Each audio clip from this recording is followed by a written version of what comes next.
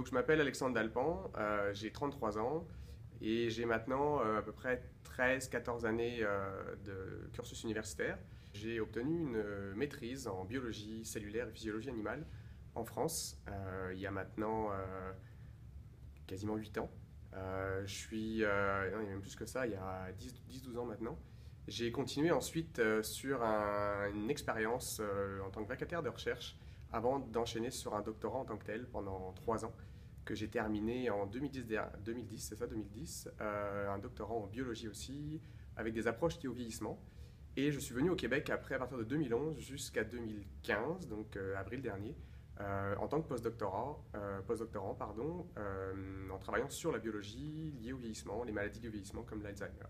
Alors ça m'est arrivé qu'il y ait des employeurs qui me disent que j'étais surqualifié, ou du moins j'ai senti une hésitation sur une potentielle opportunité de travail, notamment pour des emplois d'enseignants en milieu collégial.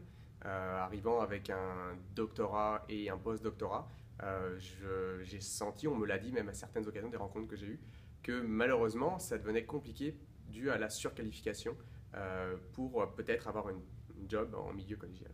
Je pense que ces diplômes maîtrise, doctorat, postdoctorat sont un plus en 2015 pour avoir un emploi. Ça permet déjà de découvrir via les études, les universitaires ou même scolaires, collégiales, d'avoir une ouverture d'esprit sur le monde, sur l'économie, sur les autres cultures. Personnellement, je pense que c'était un plus d'avoir cette formation-là. Et c'est des choses qui peuvent encore et heureusement intéresser les employeurs, d'avoir cette ouverture d'esprit, ces connaissances de base. Maintenant, il est sûr que la côté pratique et technique est très importante et on recherche de plus en plus maintenant de la main-d'œuvre, pas forcément qualifiée en termes de diplôme, mais qualifiée en niveau technique. Les débouchés qui peuvent être donnés en termes d'information par l'université par rapport au programme, je les trouve, il faut aller les chercher. Je pense que personnellement, là, c'est vraiment un point de vue personnel, il y a des organismes, il y a des associations qui sont là pour aider les étudiants, mais c'est des choses qu'on va forcément découvrir après, une fois arrivé dans le milieu universitaire, et qu'il va falloir aller nous-mêmes chercher. Ils font un beau travail, mais c'est vrai qu'en termes de début, quand on choisit nos programmes ou qu'on commence une carrière universitaire, je pense qu'il est difficile de savoir exactement où est-ce qu'on s'en va en termes de débouchés, en termes d'efficacité liée au programme. Alors avec du recul, je ne changerais pas du tout mon parcours universitaire si je devais repartir du début, parce que c'est grâce à ce parcours que j'ai fait, ces nombreuses années d'études à l'université, qui m'ont apporté beaucoup de choses en personnel, professionnel.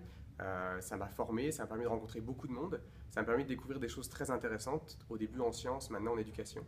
Et je pense que c'est tout ce parcours qui m'amène là où je suis maintenant.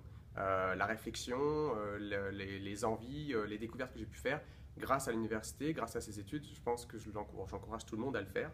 Je ne pousse pas tout le monde à aller forcément jusqu'à un post-doctorat, mais d'aller faire des études universitaires, ça peut être très enrichissant pour l'avenir, personnellement et professionnel.